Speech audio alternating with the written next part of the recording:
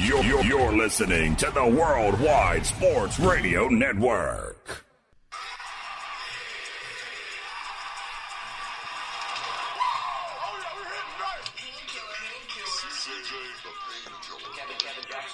We need to start acting like a big boy football. It's time for the jet tax to die.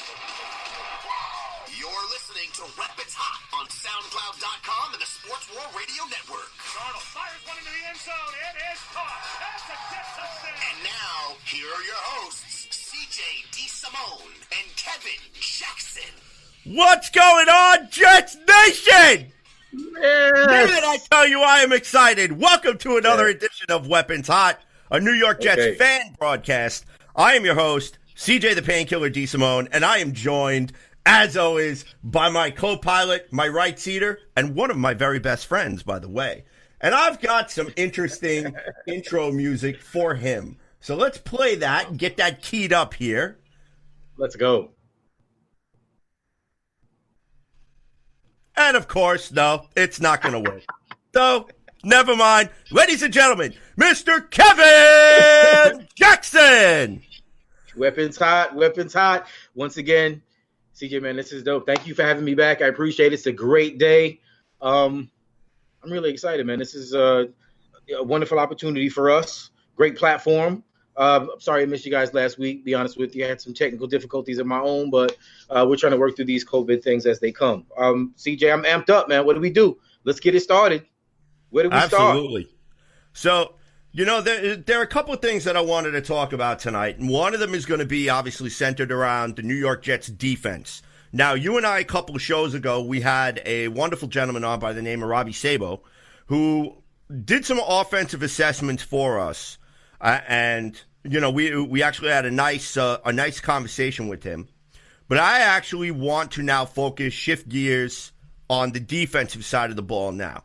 So I've got the current roster / depth chart in front of me, courtesy of CBSSports.com. And I'm going to throw a few names out there for you, and I want to see if you agree or disagree with the placement that CBS Sports has listed as far as the depth chart is concerned. And I see you already shaking your head over there, which means that you being a former defensive player, okay, I'm sure that you probably have your thoughts that you would like to share with all of us. So that's why I felt it important to save this part for you. So awesome. All right, so let's start with the all important defensive line. All right. Okay. So at left defensive end, we've got Henry Anderson listed as the starter, Nathan Shepard as his backup, and then third being Jordan Willis. Yeah. Agree, disagree, like that order, not like that order? You know, at this point in time, I'll be honest, just because I think Henry Anderson does have the age and the veteran, I guess, benefit of the doubt over Nathan Shepard, who honestly played some of his best ball last season. You know, I think anybody who paid attention and really was not only following him because of him being a draft pick, but because of, you know, the backstory and all of that, I think he outplayed Henry Anderson for the most part last season. We'll see how that works. I'll be honest with you, it's 1A either way. Until Nathan Shepard shows that consistently he can be better than Henry Anderson. Henry Anderson does have the edge.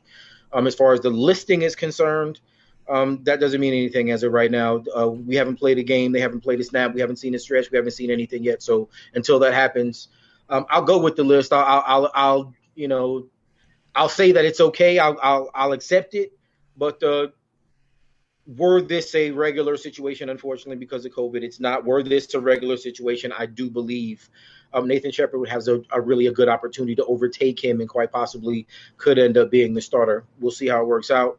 But for right now, I'll take it the way that it is. I do expect to see a swap. The Wills kid, I'll just be honest, I'm not sure. Until we see more from him, I'm not sure what to expect anyway. Yeah, that's true. I think, though, I would flip-flop the starter in second. I think that Nathan Shepard I would start at left defensive end and put Anderson as a backup. Jordan Willis, again, I completely agree with you. Didn't really see enough of him really make a fair assessment of it. So until training camp comes and until he has the opportunity to get out there and to show exactly what he can do with this Greg Williams defense, it'd be kind of unfair to kind of pop him in the mix as of yet. But again, it's going to be TBD, to be determined.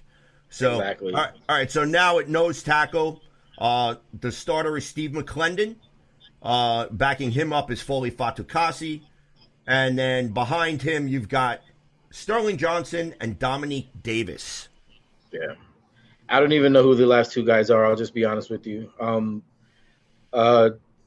Foley is a beast. But McClendon, man, McClendon is probably, I think, one of the most underrated team leaders that we have right now. Not only does he play well all the time, but he's a vocal leader. He's one of the guys that you can count on to kind of do what it is that he needs to, or say what it is that he needs to say. I like that. Foley's a beast, though, man. Again, this is one of them situations where we have a young guy who's really making his name, who has some film to say that he's got some talent. We'll see how it works out, though. McClendon, I think, is still going to be the guy, and I don't think there should be any questions about if he is going to start or should he start. They're both going to play at a high level. We noticed that last season.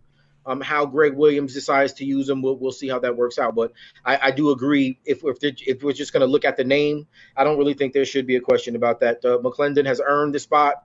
Foley is looking to push him, but everybody else behind that, they're actually probably going to need to make themselves known in whatever way it is that they'll have an opportunity to this season, if we do have a preseason at all. Yeah, I completely agree. Although, I have to say one thing. One of my sleeper picks to really have a breakout season is going to be Foley Fatukasi. And I wouldn't be surprised if you see him start to get a little bit more playing time other than Steve McClendon. Because, dude, I really think that Foley Fatukasi is primed and ready to just completely take offensive linemen by storm. I went on the Let's Talk Jets podcast with good friends of the show, Tyson Roush, Kevin Sirkin, and also Mr. Tyrone Johnson, who's also been a guest on Weapons Hot in previous episodes. And one of the things that I had said was I really think that Foley Fatukasi is ready to rip somebody's head off and poop down their neck. He is ready. He's ready to take that next step, and I think in this Greg Williams defense, now that he's had the opportunity to really absorb and really chew on the defense, got the opportunity to play last year, really showed some good chops, I think he's ready to take that next step. I really do. Yeah. So I agree. Listen, Foley has some film, man, that really it makes you really think that this kid is gonna, like you say, he's gonna turn the corner. We really have a pretty solid nucleus. It's just in the names that we've discussed so far. I think we got some guys that we can be excited about going forward. Yeah, I completely agree. And another thing too, Sterling Johnson and Dominique Davis. Although they are a couple of unknowns, I really think that they still have the opportunity to come in and to make their presence felt, and could potentially be good quality starting depth guys in case a McClendon were to go down. So we'll see. We do have an opportunity right now, and I think, again, just as a realist and somebody who looks at these things and says, we're coming from a situation where our roster was really naked a few years ago. Like, we had a few guys sprinkled here and there, but the second tier, the third tier guys, they just weren't there. Some of these guys have an opportunity to step up. Our roster was bare. Bare. It was. I mean, basically. Dude, we may as well have got a couple of bums from under the bridge and brought him in and put jerseys on them. We did a few times. Think about that. We did a few times. I think the same these thing guys could have have been an opportunity to step up. Right. It's the truth. So, all right. So moving on, right defensive end, we got Quinnen Williams as the projected starter, John Franklin Myers, and then in third, you've got Kyle Phillips and Bronson Kufasi. Both Phillips and Kufasi, very interesting. Both did show a lot of promise in limited play time last year, and I really think that they have an opportunity to really step up and make some noise in this roster. What do you think? No, I agree with you wholeheartedly in that. I actually did like Kyle. I thought that when given an opportunity, I think he showed exactly why it is that he deserved the spot on the roster. Just to wrap this up, because this is really simple. If Quinnen Williams doesn't show up this year and doesn't play well, the noise around if he's a bust or if it was worth it, for us to pick him where it is that we did is going to become deafening. So I'm expecting to see him step up. How high does he, elevate this season? It's going to be really important for us, especially because there's going to be some other, questionable spots on the defense going into after the COVID and contract seasons and all of that. I think Quinnen Williams has an opportunity this season to step up. If he doesn't, it's going to be really interesting to see how that changes how people start to look at him and how people start to discuss our defensive line in general as a whole. Right, I completely agree with you. I mean, Quinnen Williams is primed to take a step forward, and I think that he will. But he definitely is going to feel a little bit of pressure with especially the way that Kyle Phillips and Bronson Kufasi played last year.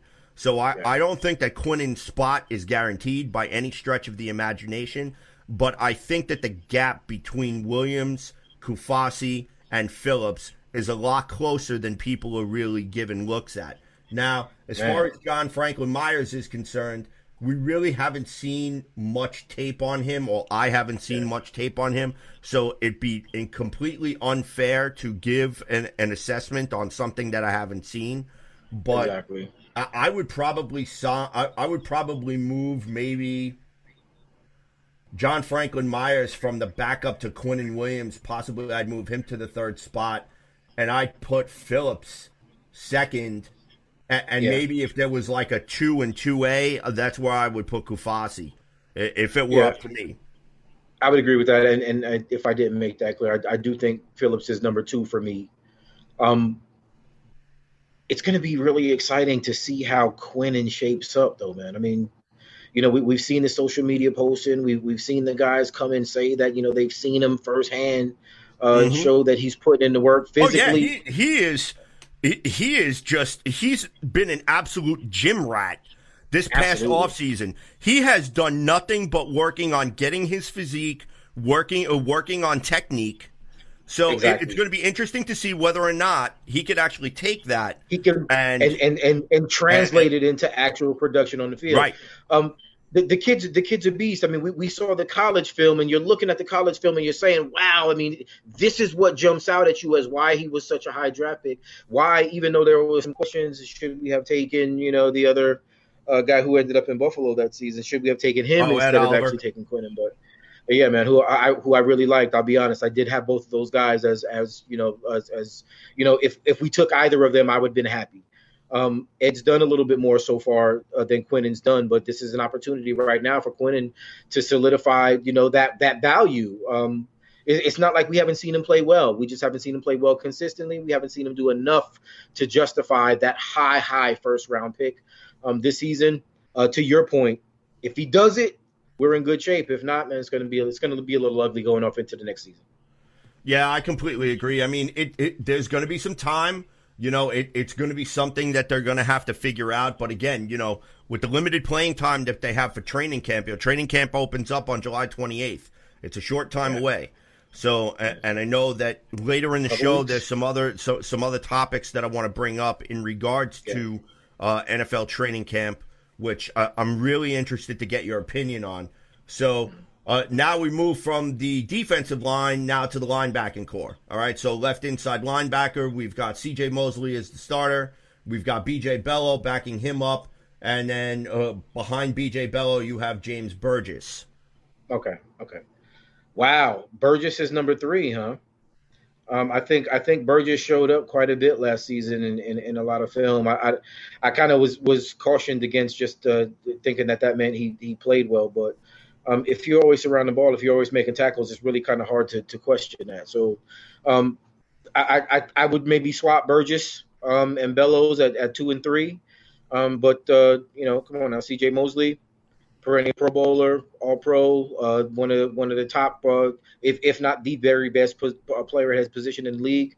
Coming off an injury, obviously, but if the pedigree is the same, if what it is that we're expecting to get from him is what it is that we do get, then he'll be justified in that first spot. I do like Burgess. I really kind of do. I think he kind of sneaky jumps off the tape at you every now and again, even though he does put himself in position quite often. Bello, I don't know. We'll see how Bello works out. I'm not sure if I saw enough from him to say that I would put him ahead of Burgess, but I think we're pretty solid in our linebacking core. I mean, even the lower tier guys, they can still play ball. I wouldn't think they should be starters like what it is that we saw when Burgess had some opportunities last season. But as a backup, I think they're really solid. I think they're really strong. I think all three of these, or how many of our linebacker positions we want to break down. I honestly, I think this is going to be strong. I think we're going to have some competition for which one of these groups is going to be the strongest on the team. Ladies and gentlemen, you're listening to Weapons Hot, a New York Jets fan broadcast on the Worldwide Sports Radio Network with CJ the Painkiller DeSimone and Mr. Kevin Jackson. So, the legend. Moving on, as we continue to talk about the defense, all right? Just really quick before I go to the right inside linebacker, I probably would flip Bello and Burgess, to be honest with you, behind Mosley, because I think that Burgess would be more adept to slide into the starter's role just in case if something were to happen to Mosley. It's going to be a question whether or not Mosley's going to come back 100%. He's already said he's 100%, but really what's going to dictate it is, like we've been saying for weeks now, when the rubber meets the road. So get out there on the practice field, get out there in a preseason game and show me what you can do. Shake that rust off, because if all goes the way that the NFL is predicting that it'll go, that the season should be starting on time. So I don't know. I'm kind of skeptical about that. I think it will, but I'm curious to see what training camp is going to look like. This is going to be interesting, and I know we'll have this conversation again a few different times, just because I'm not sure if I've seen enough planned from the league at this point, from teams at the point, to say that I feel confident they'll be able to even work around some of the issues that we know are going to come. This is a situation that we've never lived through before. COVID-19, it's a big deal. The respiratory issues that come with this, some of the long-term effects that could possibly come even from people who may be asymptomatic, which is difficult to say because it's an internal thing. Too deep to go in, but just what I mean. I'm not sure if I've heard enough from the league to say that all of those things have been worked out enough for everyone to feel confident to say that games are going to continue. Teams are going to be able to move forward without hiccups. I think it's going to be shaky at best. Yeah, I completely agree. Again, we talked about, I talked about last week about the NFL's protocol on COVID. So, again, I don't want to spoil that segment yet. Because we're kind of not at that point, because that's going to be a rather deep topic of conversation. So we'll keep moving on with the defense here. Now for right inside linebacker, they've got Avery Williamson as the starter, Patrick Onwuasor. I know I just completely butchered his name. And Blake Cashman as the third. What's your thoughts on that? I think you're going to have plenty of opportunities to get that young man's name right, because I think he's going to play well for us. I really do. I'll be honest with you. On Wasor, if I'm pronouncing it correctly, which I might be messing it up. Excuse me if I am. I'm a little nervous about putting Avery there, even though I want to put Avery there as the starter as of right now. If he does come back, if he is healthy, I think he makes us exponentially better in the middle. And I know that's a lot. I know that's big. But I just think the kid has it. Just in remembering what I was watching when he was coming from Tennessee, I really do think that the kid has it. I think he has exactly what it is that we need. And when you have such an intuitive defensive scheme like what Greg Williams wants to put together, surrounded by the players that we are going to have, I think Avery Williamson is going to be I think he's going to be a stalwart for us. I pray that he comes back healthy, because if he does, we're that much better. Onwuasor, again, a solid guy. If he needs to be a starter, I think that he could. I don't necessarily think that's the best possible place for him right now, but I do like him. I do think that he's going to contribute as well. We're going to see what young Blake does, man. I saw some things last season. I think were positive. I just wasn't completely sold. I'll just be honest with you, as if he's starting caliber, solid backup at this point. The injury thing, excuse me, I'm sorry. The injury thing is questionable for him because he had some issues like in college also. Again, we've got guys. Our linebacking core is solid, man. These guys can ball. All of them, really. We've got some guys. I think that Mosley should be the starter. If Williamson is healthy, I think he should be the starter. Just to kind of touch where we're at right now. I think we're in good shape. I really do think we're in good shape in our linebacking core. So let me ask you a question. All right, real quick, just a sidebar. Honest opinion, you see the Jets dealing Avery Williamson during training camp or not? I honestly think that I think it's tempting because I think other teams recognize his value, and I think that if they give him something, especially understanding how we're still in a building role and still in a building model right now, depending upon what they give up, I think it will be difficult for Joe not to listen. I hope he doesn't trade him. I'll just be honest. I hope he doesn't trade him. But I think that he's valuable enough where if somebody comes calling, you have to listen. You kind of have to take it, because I think that what somebody would offer would be worth us, accepting. Williamson's he's one of my guys, man. I really like the kid. I hope he plays well. Yeah, I've got no problem with this depth chart right here. I mean, if Avery Williamson ends up staying on this roster and he is on the Week 1 roster, then I think this would be fine. I would have zero issue with this depth chart right here. Now we're going to the strong side linebacker. Jordan Jenkins is the starter. Frankie Louvu, and behind him, we've got Harvey Lange and Bryce Huff. Bryce Huff is interesting because he's somebody that, the undrafted free agent, making some noise, making some cases that he probably should have been drafted. Yeah. So, and believe it or not, he's actually starting to generate a little fan buzz with Jets Nation. So, what do you think? You know what? I'm going to say this, and we kind of beat up Mike Maccagnan, and I think rightfully so. But there's some players on this team, man, that have an opportunity. Oh, dude, I do not apologize for beating up Mike Maccagnan. I'm sorry. Yeah, no, I don't think we should. Like I said, I don't think we should. But he brought some guys in, and with that being said, that's going to be another situation. Let's just move, because this is important for me. Huff.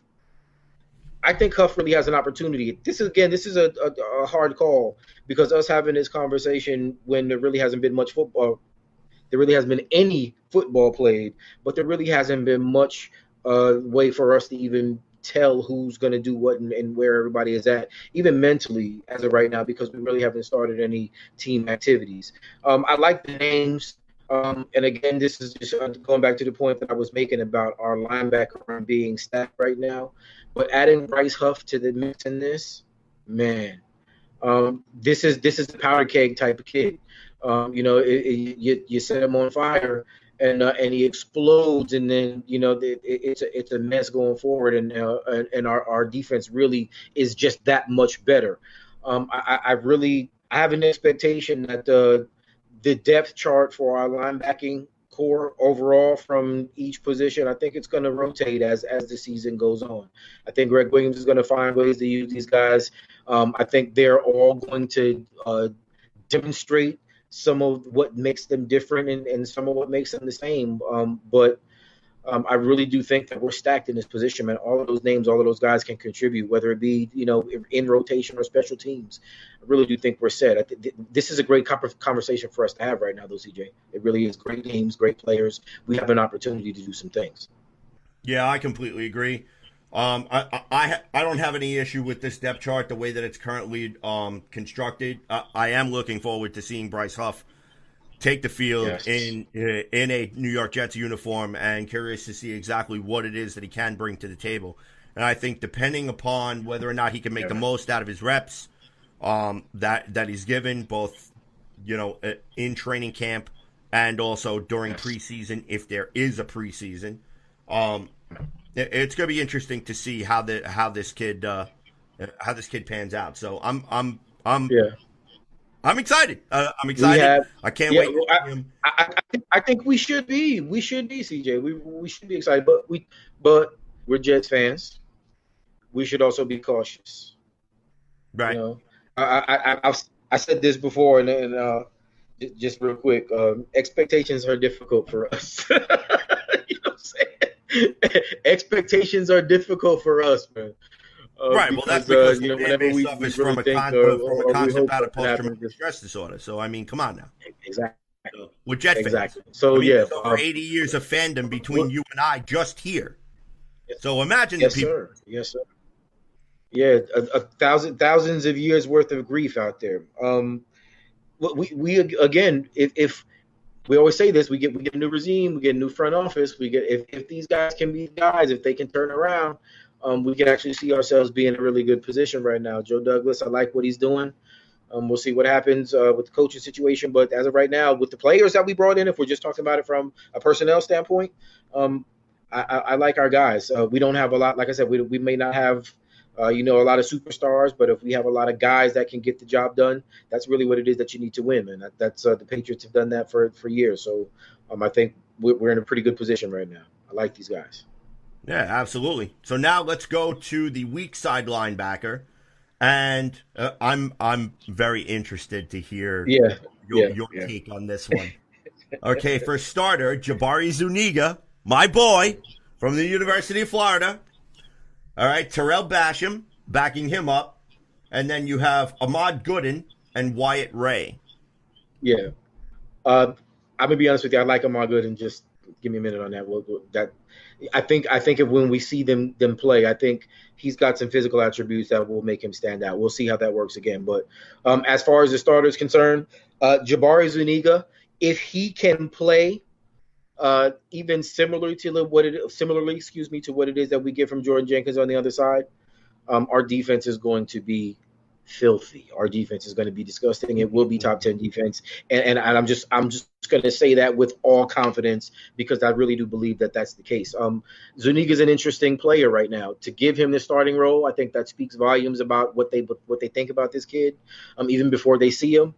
I do like Basham, and I mean, again, in the media, they've talked about some of what it is that these guys did last season in roles that they probably shouldn't have been in as starters. But again, these guys aren't supposed to be starters, and we still top 7 defense. So, I mean, think about that now. To say that we bring in guys that are better than that are going to be consistently better than that, and still have these guys on the team, we're going to kill. I like this.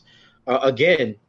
And if the 457 time I've said it today, I think our linebacker room is stacked, man. I think we really are in a really good position. And that's even before we got to the addition of Jabari Zuniga, who is quite possibly an X factor and that has the skill and talent to really, especially in this defense, to make some serious noise. And when you can't double team them because, you got guys on the other side, you got guys that, in the safety position that also, kind of add pressure, put pressure. Man, this is going to be ugly. It really could be. Well, it could be ugly in a good way for the New York Jets. Now, as far as that rotation is concerned, I think I'll put, going off of your assessment of Ahmad Gooden, I think we'll put Basham at 2 and put Gooden at 2A for all fairness.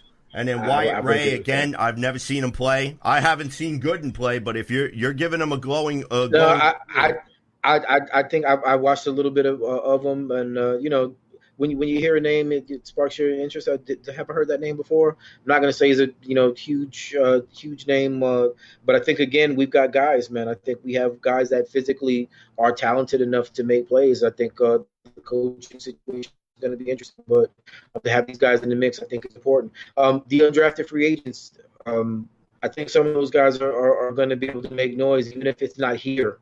I think some of those guys you're going to end up still seeing some of their names around the league after this season is up. All right. Well, now that takes care of the linebacking core. So now we're going to switch gears to the secondary Good. as Solid. we look at that. So let's start with the right cornerback. Okay, we've got Blesson Austin as the starter, Brian Poole backing him up, and then an interesting battle for the third. Quincy Wilson, Nate Hairston, Javelin Guidry, and Shaheem Carter. Yeah. There's too many names there, and I'm just going to keep it real. At this point, we know that Brian Poole is our number one slot receiver, slot corner. Excuse me, pardon me. And with that being said, I think that changes how it is that you look at the names on the list. If Bless can stay healthy, we'll see what it is that he can do. He played well in spots last season, but obviously a really small sample size, and we've actually added quite a bit of competition in the room as of right now. I still am afraid of double surgeries on that same, on the legs. So to me, that is a huge red flag. I don't want to jinx the kid because I love the way that he played as a cornerback myself. He's got the right attitude, and if he can stay healthy, I think he can actually step up and be the guy that we need. All of the names: Javelin Guidry, Quincy Wilson, Hairston, Mollett, and I know we've got different sides, but with as much competition as what was added, coming from the bare cupboard that, like I said, we talked about earlier that we had. All of these names are interesting. All of them are interesting because we don't know, man. From year to year, these young guys step up. The skill sets change because the receivers, the offenses are changing. We've got some speedy guys. We've got some long guys. We've got guys that can, press man. We've got guys that, are suited to play zone. We've got a lot of competition, and this position in particular is one that's going to be up in the air. Would I put Bless as number one right now? I don't know. Pierre Desir's here. We don't know where they're going to put him. Again, we just re-signed Mollett. We don't know what's going on with that. Hairston's here. Hairston played well again in pieces last season, maybe not just enough to stand out. But, we also know that Bless got benched last season, and we don't know really the extent of how that's going to impact what happens going forward. There's a lot of names, CJ. I don't want to talk about that all day. Because I could say that all of them have, all of them have a shot. Some maybe more than others, but all of that list is intriguing. As of right now, I would want to give Bless the benefit of the doubt. We'll see how it shakes out. Yeah, as far as the names on this list, believe it or not, I mean, for the depth chart, I think that Quincy Wilson does deserve to be at the top of the 3 spot. Now, Hairston, just because he's been on the roster, I mean, he played decent in spots last year, but spots. I still don't think personally that he's guaranteed a roster spot. So, and I'm curious to see exactly how Guidry and Carter will perform, but I think if there's one thing that I would change, I would maybe swap Poole, have him start, and have Austin back him up. Only not because of talent, because of experience. I think that Poole's got the upper hand as far as the experience is concerned.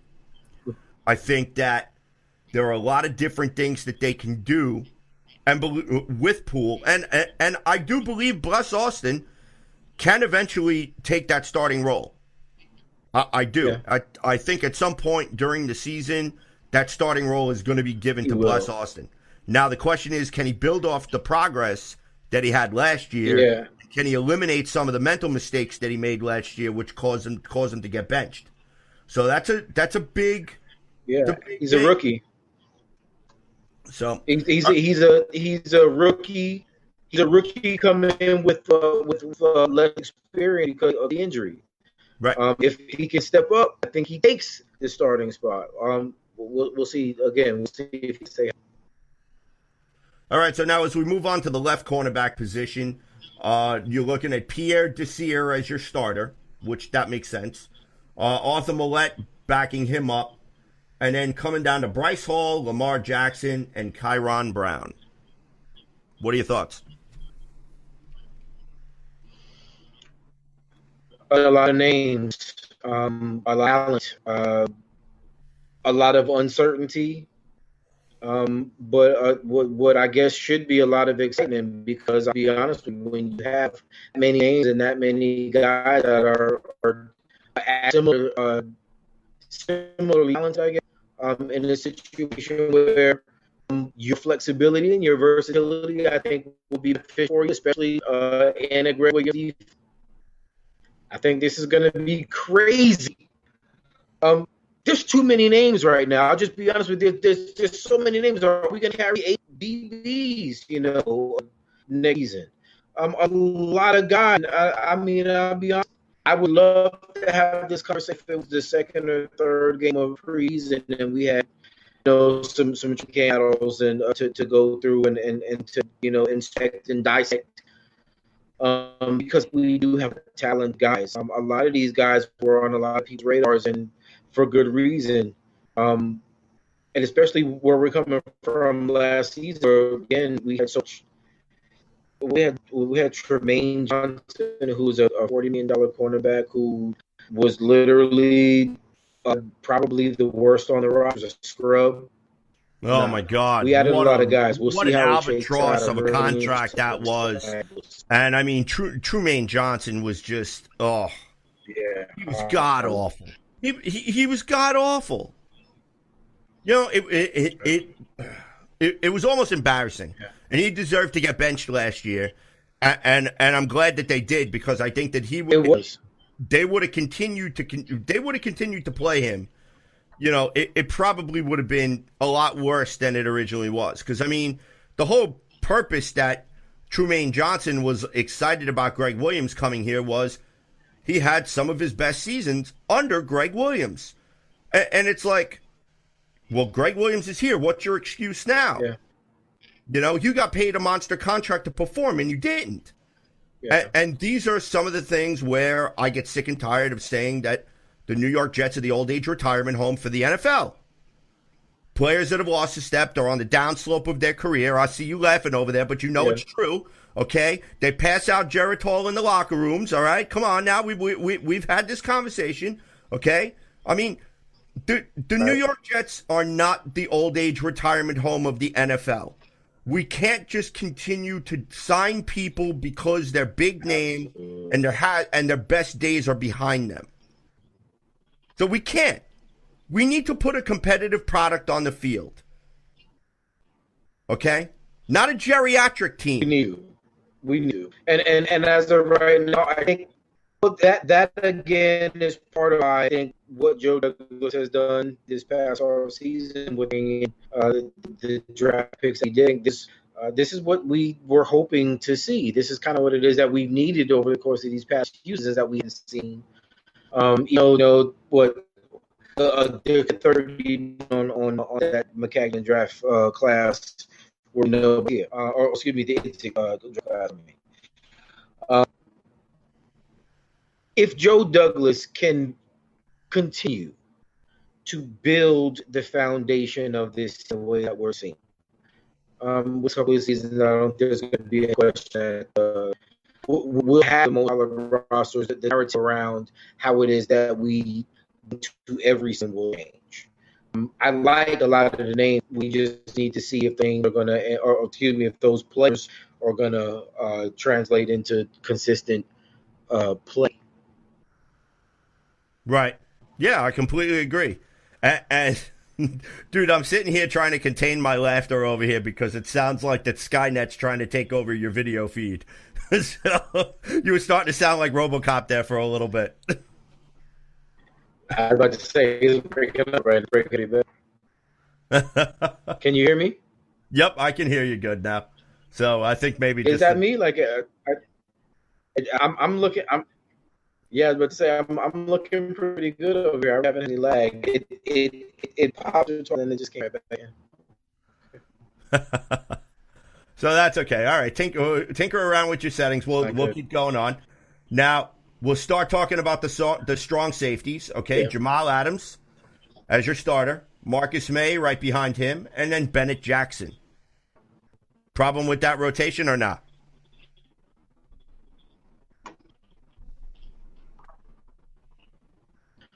think so. I'll just be honest with you. I think that again, we've got guys that are capable. We'll see who needs to step up and better to separate or to distinguish themselves as the constant guy or the continuous guy. But I think that all of those guys have an opportunity to play well. I think we're probably going to have a committee defense. We'll have the big names, the Mosleys, the Adams. We'll have the Mays. We'll have the Williamsons. I think we'll have the Williams if Quinton does well, or we'll have Clendons. We'll have those guys that are mainstay names. But as far as our defensive backfield concerned, all of those guys are going to be new guys. They're going to be guys that we haven't had play well here because they haven't been here. So we'll see how the final product looks. But I'll just be honest. I think we do have a lot of guys that need to make plays on occasion. They don't have to be great every single play. And I think we have guys who can actually do that. As far as the chart is concerned, again, I think there's going to be some swap. I think there's going to be some flip. I think that anybody's going to be the same. I think it's going to be a rotation. Everybody's going to play well in spots. That's what I believe. Yeah, speaking of which, now, speaking of rotation, this is where we're going to go into free safety now.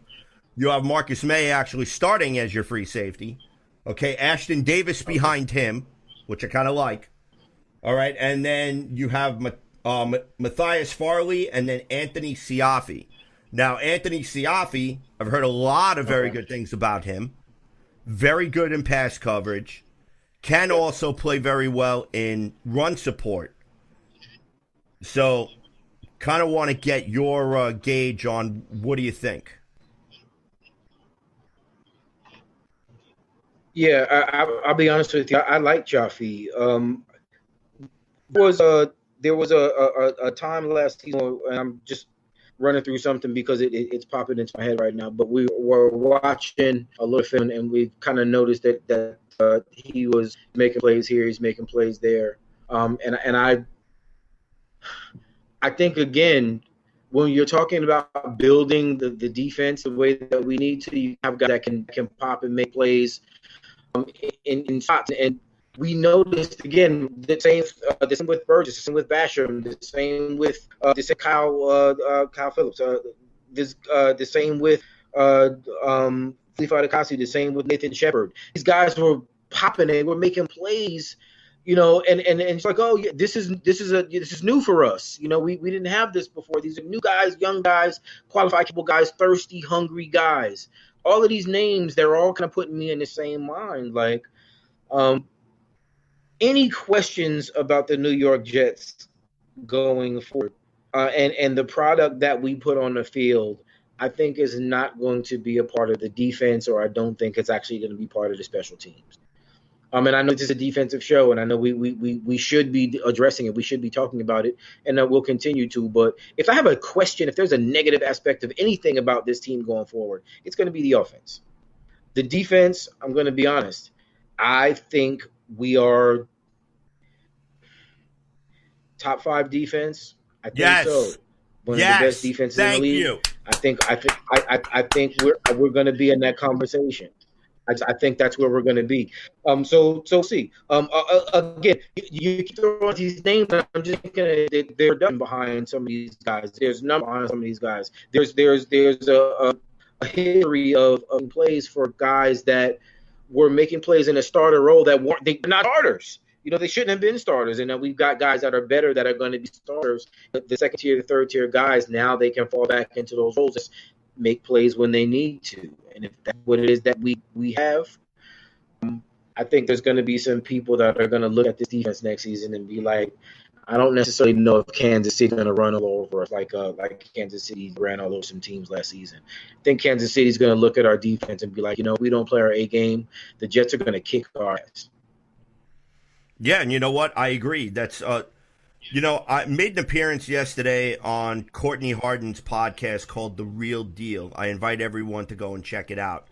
And I had the privilege of being able to talk about I had the privilege of being able to talk about the New York Jets defense a little bit on there. And just like you said, a top 5 defense, I believe they can be a top 5 defense. And also, in regards to the New York Jets schedule, And I made a comment about this on Facebook earlier today. I really don't think that this schedule is as bad as people are making it out to be. I really don't. I think that they're just looking at this mountain from a way where everyone just wants to be negative when it comes to the New York Jets. Oh, the Jets are going to have issues with this. The Jets are going to have issues with that. The Jets are going to have issues with the other thing. And it's all based on how the team performed last year. All right?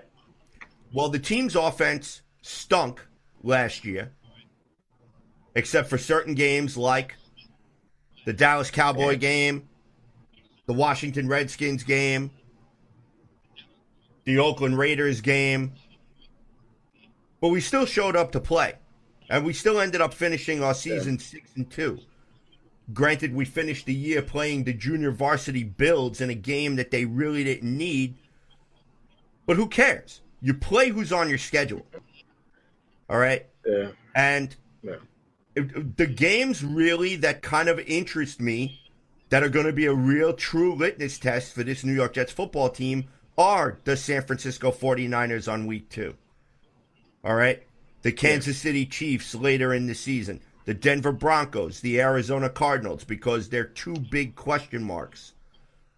Two teams that they've made a lot of changes, but the arrows are pointing in the right direction. And the Broncos have always had a tough defense. The Cardinals and Kyler Murray and Cliff Kingsbury down there. Kyler Murray is a dangerous quarterback, but we really don't know we're gonna get with him. But I mean, you go and you take a look at some of the other teams. We're gonna be tested week to week. Yeah. Right. And here's another thing, too.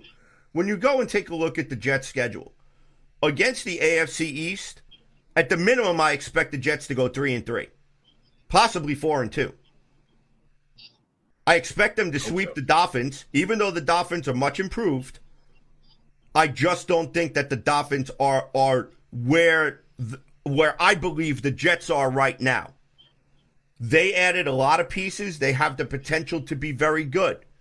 But I think that this New York Jets team, on paper, if they perform the way that they're supposed to, we should be able to take care of business against the Dolphins. We should be able to split against the Buffalo Bills, which we seem to do every year. And we should be able to split against the now Cam Newton-led New England Patriots, where we don't even know what type of Cam Newton's going to show up. You know, and I'll put this out there too, because everybody seems to there's no film jumping on the New England Patriot bandwagon again. Ooh, the Patriots are back. Yeah. Ooh, Cam Newton, Belichick. Ooh, listen, okay. Since Cam Newton played in the Super Bowl, and there are stats to go and back this up. Cam Newton, every year since he played in the Super Bowl, has taken a step back. And on top of it, he's got a Lisfranc injury, which is very, very difficult to come back from in this league. What type of offense do the New England Patriots like to run? They like to run a ground and pound offense. Why? Because they want to control the clock. Because the longer they grind your defense into the ground, the more they can take advantage of you. Okay? And this is where the New York Jets defense has to grow a set of balls and get those 3-and-outs when you need the 3-and-outs the most. Because we are not going to win football games spending 60 to 70% of our defense on the field. We've had this talk for the past 10 years. It's been the same garbage. 10 years. Okay, and what do? Oh, let's bring an offensive-minded coach in. He's got his head so far up his ass, you turn him sideways, he looks like the letter Q.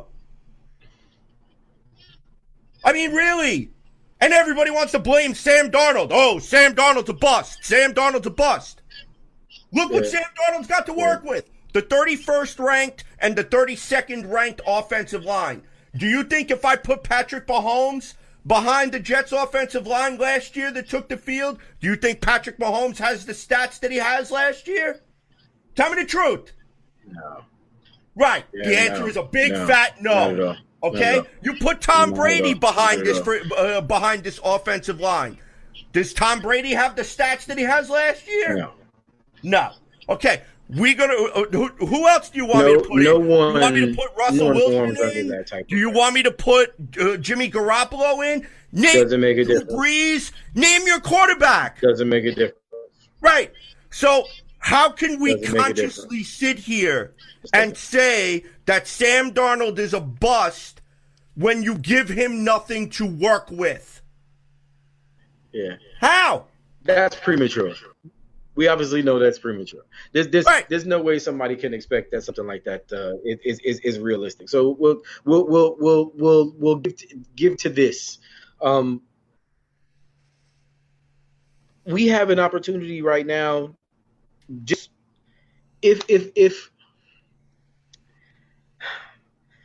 the defense can be a top 5 defense. The special teams, which has routinely over the course of the past couple of years been tops in leagues, since Brent Boyer has been here. And we also we need to keep an eye on him also, because Brent Boyer is actually going to be a candidate for somebody else's coaching position. We're going to need to be smart about how we handle him also. But we have in this moment right now so many questions. Sam Darnold and Josh Allen are vacationing and they're working out with Jordan Palmer right now together in the offseason. But as far as I'm concerned, if Sam Darnold isn't giving him the side eye looking at Josh Allen like this clown, I'm going to completely and totally embarrass him every single time that we play him this season. I think that it's wasted time. Sam Darnold, I think, is going to be a better quarterback than every other quarterback that's in the AFC East as of right now. I do believe that. But Josh Allen right now has a better team. The Patriots, they have a better team. Cam Newton, to be quite honest with you, may actually be better than Sam Darnold at this point in his career, specifically because he has the experience that he has, and Sam is still kind of making bonehead throws, even though Cam does that too. But I still think that over the course of time, I think Sam can actually be better. I think that we may actually end up having a better offensive line situation this season. We'll see how that shakes out also. But this is going to be exciting, CJ, to the point when you say 4-2 in the AFC East this season. I think that's possible too. I do think we split, and I think that we split because nobody has film on anybody. Nobody knows what it is that we're to do. And then towards the end of the season, when it starts to become a little bit more apparent who is what and what they look like, I think that's when we beat some of those teams. Yeah, I completely agree, and this is the reason why. Like when I see people, both on Facebook and on Twitter and on other social media outlets, saying that like, the Jets are maybe going to go 5-11. They're going to go 6-10. They're going to struggle.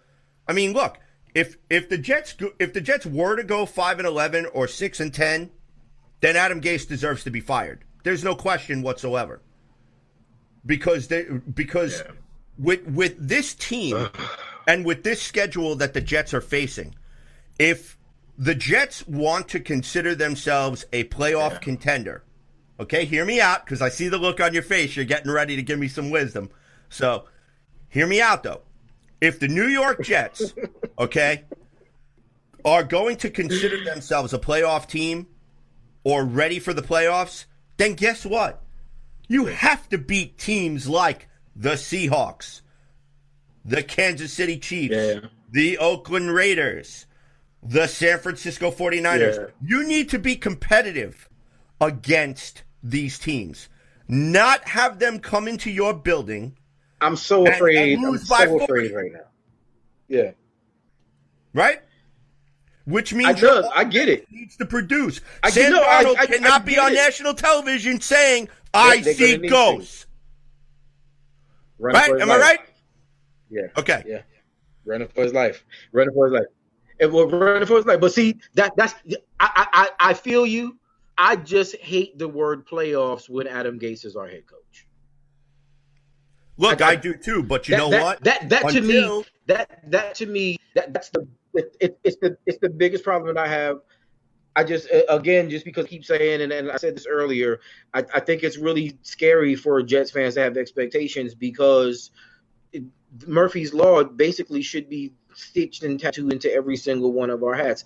Whatever happens, or the worst possible damn thing that could happen is going to happen when it comes to this team. And again, I wish I could go with you. And really, I believe that we have. I'm just afraid of. I'm afraid right now. Playoffs. I feel like I'm going to jinx it if I say I feel like we're going to go to the playoffs. I'm going to jinx it. Here's the reason why I say we need to be able to make a playoff push. Okay, because the whole purpose that Adam Gase was brought here was to work with Sam Darnold and to turn the New York Jets into a playoff team. Am I right? Those were the words of Christopher Johnson during his hiring process, right?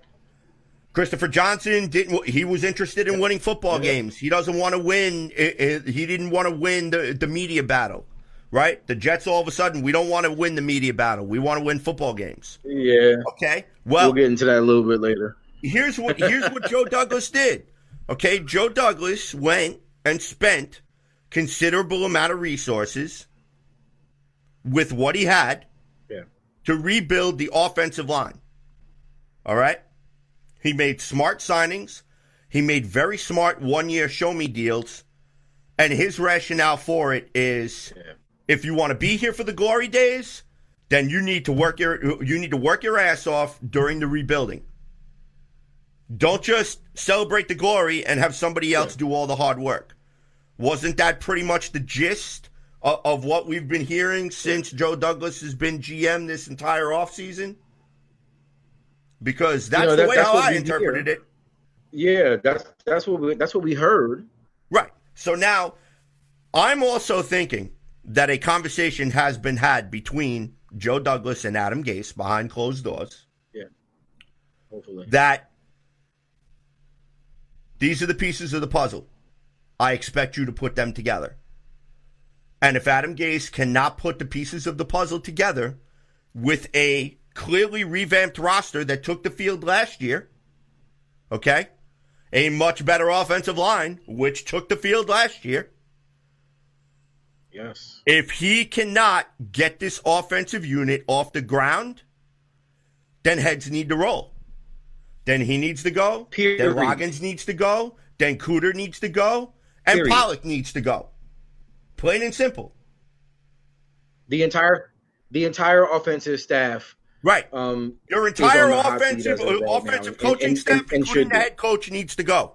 Entire.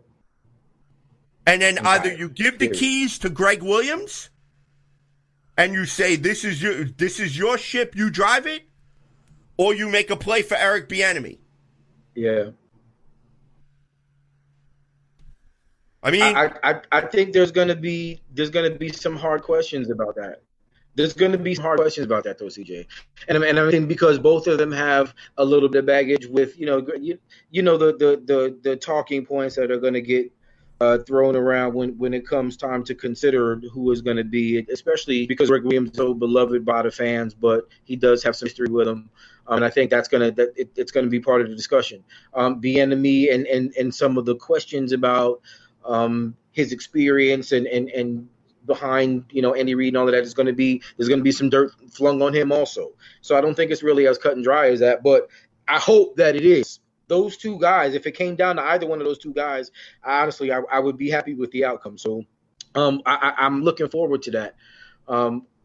We're gonna continue to talk about this a little further, and then I'll save some of the remainder of my comments for how ownership handles some of this stuff also is going to be really important. Right. Yeah, I completely agree. So we'll with that, let's just go head first into our next segment. You're listening to Weapons Hot, a New York Jets fan broadcast here on the Worldwide Sports Radio Network and also on Sports War Radio. Be sure to follow the show at CNC Jets Factor. Me, CJ the Painkiller, D Simone at JetsFan0523, my partner in crime at Spotty Blackman on Twitter. So, as we move over into our second segment now, it really is becoming evident as we get closer and closer to July 28th, in which everyone is supposed to report for training camp. Training camps is supposed to open. All right? There's been a lot of talk apparently, about the NFL season being in doubt. And someone has some really the biggest person right now on behalf of the players who's speaking out is J.J. Watt. And he basically has said that the players want to play, but they feel like that they don't have a clear enough plan being laid out in front of them as to how the NFL is going to handle and dictate protocol during this COVID-19 pandemic. So I'm really curious as to what your thoughts are with this. And do you see us having a football season in 2020, or could you see the potential for it being delayed? It's totally up in the air. If I have to, gun to my head, I have to give my own thoughts on this. I think they're going to try it. I think there is a lot of incentive for it to happen, not just economically, business-wise, as far as teams are concerned, but for morale, politically, over the course of what's going on with the country right now. I think that there will be a big push. I think how issues that come about, like infections and things of that nature, how that actually is handled, I think it's gonna really play a big part in if there is an if we're allowed to have a full season, or if we have a few games and then unfortunately we have to shut it down, and then maybe there end up having to be some sort of hastily, weirdly constructed playoffs, after, who knows really what it's going to be. I'll just be honest. The uncertainty is ridiculous, because this is a situation that we've never dealt with before with the COVID-19. It's a situation that obviously the scientists are not ready for, because they haven't put a plan in place at this point in time that is able to protect these players specifically. We don't have a vaccine or anything like that. So the danger that these guys are putting themselves in is apparent. It's obvious. And it's unfortunately, it can't be avoided if we move forward with it the way that it is. Or will we attempt to have a season? I believe that we will. Will we have a full season? That's really extremely difficult to say. I don't know. I hope so. But as of right now, I don't necessarily believe that we will. I believe we're going to have some, but I believe we're going to end up having it shortened, because at this point in time, we don't have any leadership on what should look like contingencies if difficulties do arise. I don't think we have that. So hopefully, fingers crossed, we do have some, just any. But if I'm being realistic, I doubt we probably do. Well, I wanted to share this with you because I really think that this is something that we really need to address. I want to give credit to Dan Graziano and Kevin Seifert on ESPN's NFL page as they talk about the plan to kickstart the NFL season despite the coronavirus pandemic. And just one of the things that Jeff Pash has already come out with, which kind of piqued a little bit of my interest, was all of our discussions, all of our focus has been on a normal traditional season, starting on time, playing in front of fans in our regular stadiums, and going to a full 16-game regular season and a full set of playoffs. That's our focus. And then what really, really interests me is Dr. Alan Sills, who is the NFL's chief medical officer. Now, one thing about the NFL's chief medical officer, if you go into Webster's dictionary and you look up the word arrogant, you will see a picture of Dr. Alan Sills right next to it. Okay? Because the NFL seems to think that it does not matter if there's a global pandemic, if there's an alien invasion, if there's some sort of like natural disaster, okay? Everything's going to bend to football, according to Dr. Alan Sills. And this is why. I want to read this part to you and see if you find this just as amusing as I do. Okay, Dr. Alan Sills, the NFL's chief medical officer, said recently that the NFL hopes to plow a road for the entire country as it deals with the pandemic. Yeah. And I quote, "I think this is important not just for the NFL or for professional sports, not even for sports at all levels." Still said at a virtual meeting at the American Orthopedic Society for Sports Medicine. Another interesting little conference there, but I digress. "I think what we are trying to do is find a way to mitigate risk and to coexist with the virus. This is really key information for schools, for businesses, and all segments of society. I think we have a unique opportunity, but also a responsibility to use the platform and the resources of the NFL to really study and learn and to take that knowledge and apply it to the benefit of the other segments of society. That is what we plan to do." Yeah. Now this, if you've gone and read the actual 42-page document that the NFL released on their whole COVID-19 protocol policy, right, the expression on your face just said it all. It's just like, what planet do you live on, dude? Right. The NHL so far has probably been the most successful in their quote-unquote bubble format with hub cities, and they are going to start playing live games very, very soon. Okay?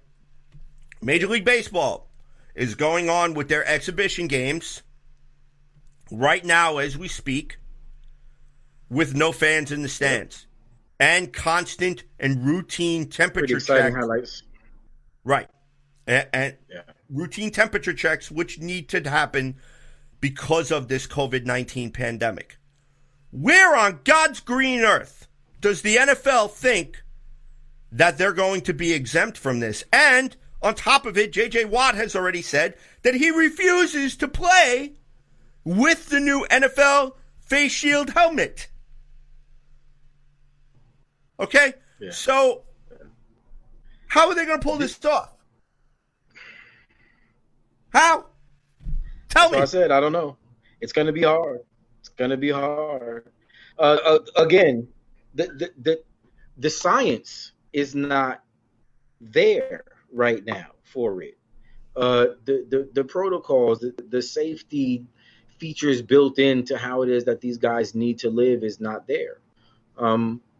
Until it is there, I mean, even if we do have games, I think we're going to have guys that are going to decide to opt out. What do they say? You have to opt out in writing by August 1st. So the course of these next couple of weeks, it's really going to speak volumes. It's really going to say a lot. Let's see how many people decide that, I'm not going to put my family at risk because these guys haven't got their shit together when it comes to how they're going to protect us. That's the issue. Right. I completely agree. So this is where, again, as much as I think that the NFL does have good intentions, and I really do think in my heart of hearts that a training camp will in fact start on July 28th. Okay, the only thing is that how does the NFL how's the NFL going to deal with the fact that as soon as training camp opens and as the days progress, the numbers of coronavirus cases or those that test positive are going to increase. It's not going to be foolproof. If the NFL pulls off 25% of their COVID-19 plan that they have, I'll be impressed. I really will. Wow. Because then that'll mean that they've properly instructed and trained their personnel what to look for. Their chief medical officer is overseeing all of this, which means that now we have an infectious disease person who is going to be assigned for each and every one of the 32 football teams, okay, who all players have to report to, Right. regardless whether you test positive or not, for temperature checks, for routine checks, for questionnaires, everything. Now, if all the players get on board with this, okay, I really think that they can actually pull this off. It'll be a miracle. but you know Yeah. that not all parts like to play in the sandbox correctly or play No, together I get they're that. supposed to. Exactly. I get Okay?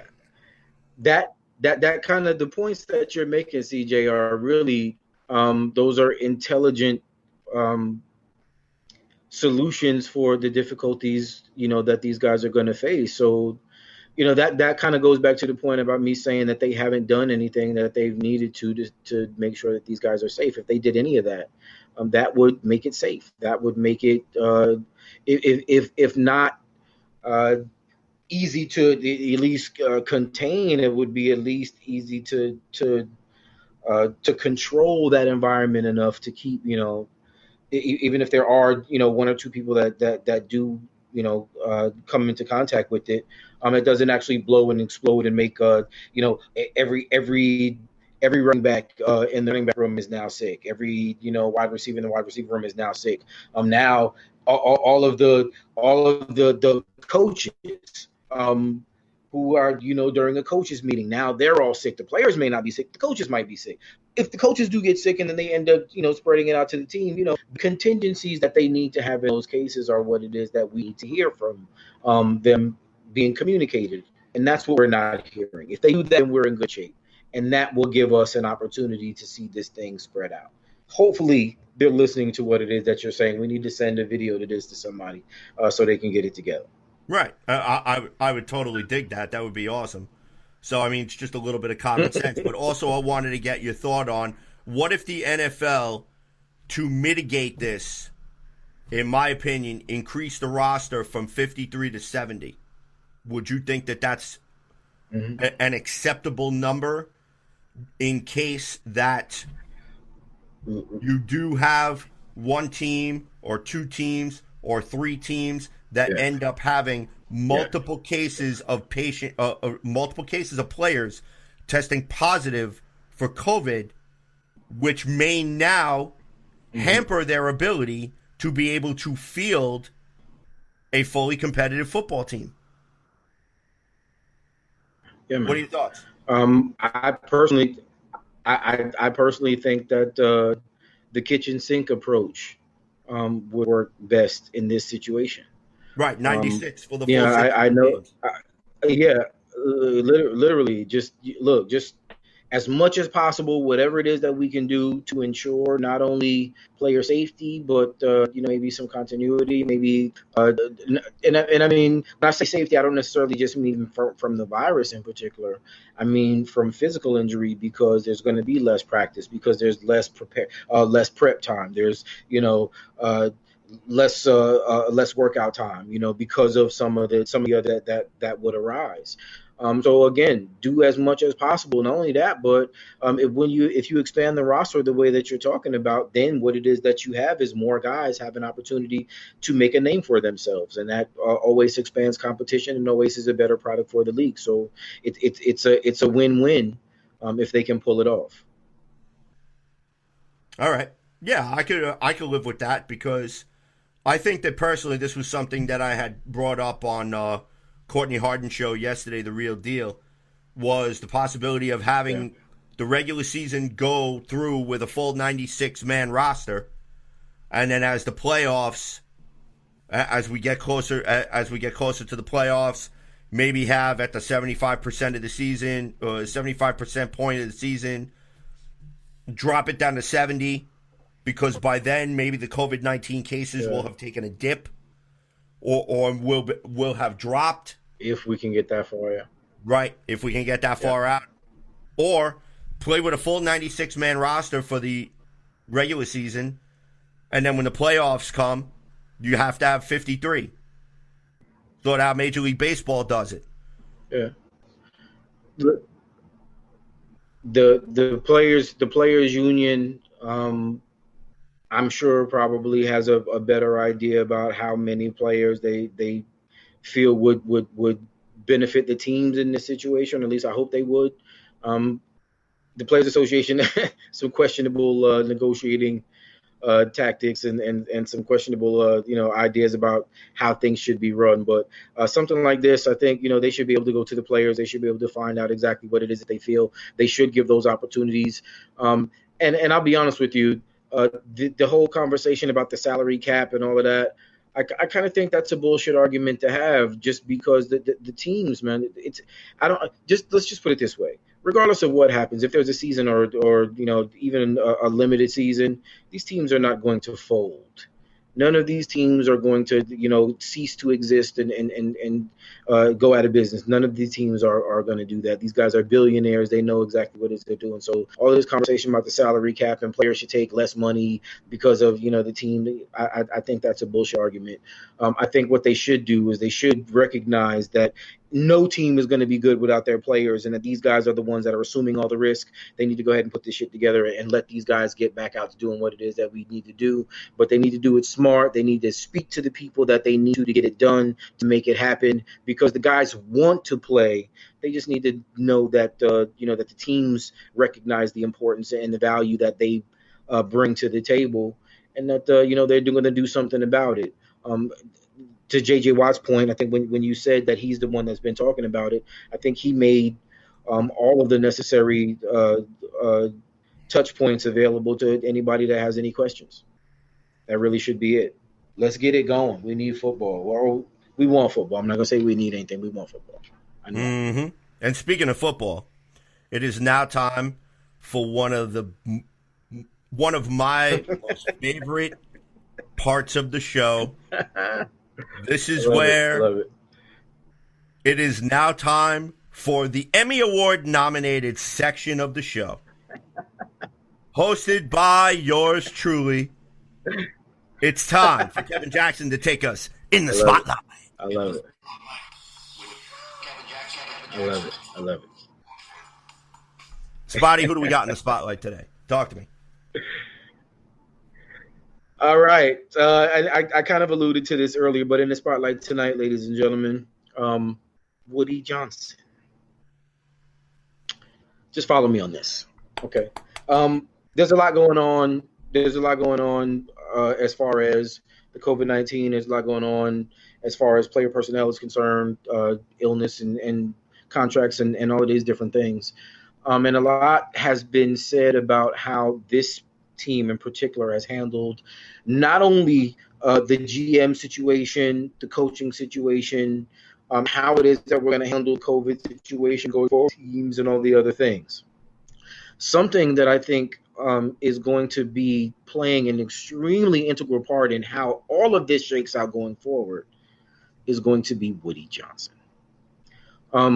Chris has been here. Chris has done some things that we kind of lauded and we applauded and we thought, maybe he could handle it. Then he's done some things that just made you think, who the hell is this guy and why is it that even Woody, who we've all, taken shots at in the past, Woody would leave this guy in charge, right? So I think Woody coming back at some point is going to have to happen, but Woody is also going to have to be involved with some of the decision-making process going forward, because I don't think Chris is there on that level to be able to do that without Woody's input.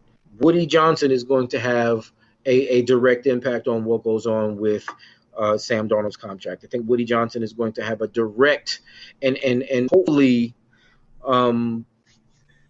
intelligent impact on what happens with Adam Gase in his situation going forward. Woody Johnson is as big an X factor off the field as I think Chris Herndon and what the offensive line is going to do on the field next season. Woody Gase is I keep saying Woody Gase because I think those two are tied. I think Woody Johnson right now is really going to Woody's going to be a guy that we have to keep our eyes on. We have to keep our eyes on this guy because what he does is going to directly impact what is right now, unfortunately, kind of a volatile and a shaky situation just because of the uncertainty that we have with the biggest decisions that we're going to make, our head coach and our quarterback. So Woody Gase is in the spotlight this week. CJ, I know it may seem like, it might be something random to think about, but I think it's a little closer than what it is that, maybe we're thinking that it is. What do you think? Am I way off base with this one? No, not at all. I think that Woody Johnson is going to have a very difficult decision to make at the end of this season if the season goes sideways. Let me rephrase this. If the season goes sideways, Woody Johnson's decision should be as crystal clear as glass. Okay? Adam Gase did not do what he was hired to do, which was get this team competitive again and to the playoffs.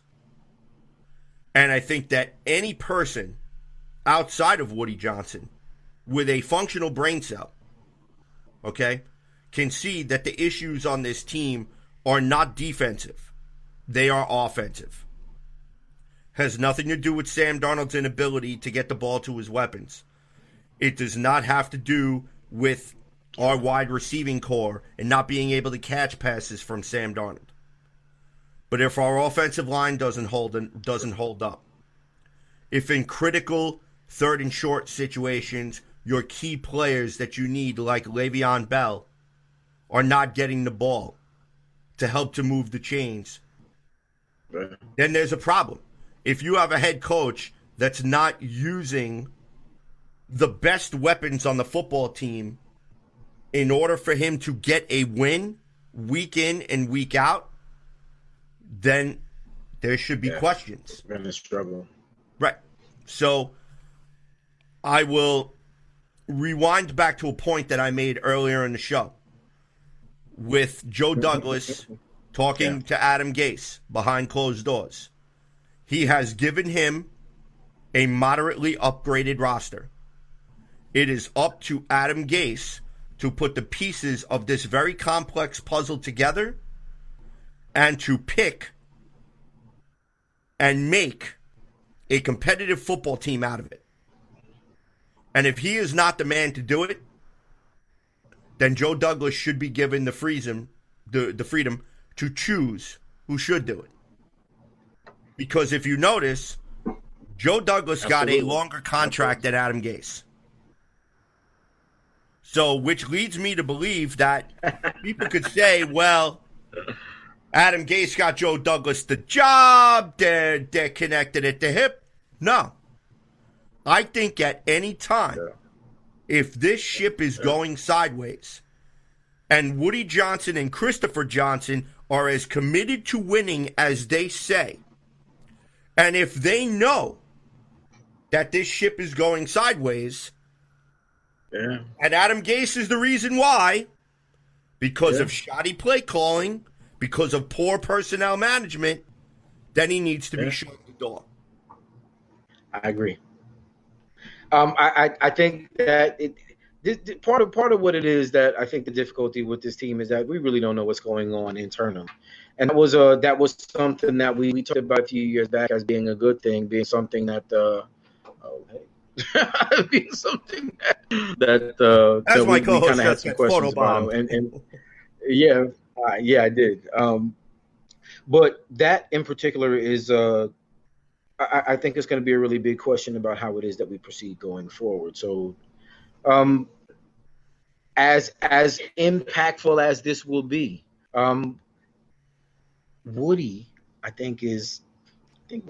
Woody might have his finger on the scale a little bit in terms of if Joe Douglas is going to have the ability to go ahead and pull the trigger when he needs to. That's what it is that I'm a little bit worried about. Yeah, we gave Joe the contract leverage, but is Woody gonna step in and be able to stop something like that from even happening? Even though we've given Joe, I guess, that little inch more than what it is that Adam Gase might have. Here's the other added caveat. Joe Douglas has 3 Super Bowl rings. That's 3 more than anybody else in that building. So I think that if there is anybody who Woody Johnson should be listening to, it's Mr. Joseph Douglas, the Mountain. Facts. Okay? So, ladies and gentlemen, this is going to do it for tonight's episode of Weapons Hot, a New York Jets fan broadcast. Jax, this has been an awesome show. Outstanding. It really has been. So, it has. I'm gonna do a little bit better about my lighting over here. I got some work to do. Hey, listen, I'm just glad I could see you this week. So, ladies and gentlemen, Right. you want to follow the show on Twitter at CNC Jets Factor. You can follow me at JetsFan0523. My partner in crime on the other side of the board over there, Mr. Kevin Jackson at Spotty Blackman. Shoot the show an email at weaponshotpodcast@gmail.com. Of course, you can find us on Sports War Radio, SoundCloud.com, and most importantly, on the Worldwide Sports Radio Network. I also would like to thank the show's sponsors, StatementGames.com. Be sure to go and check them out. Be sure to go to Worldwide Sports Radio Network and like on their page, subscribe, and you will get alerts whenever Weapons Hot or other programs on the Worldwide Sports Radio Network go live on your feed. And that's what you need to do, ladies and gentlemen. Here we go.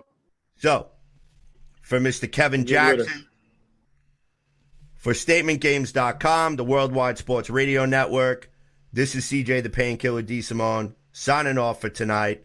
We will see you guys when we see you guys. Peace, love, go Jets. And just wait till next week because we've got some surprises in store for all of you. Have a great night, folks. Guys. Thank you.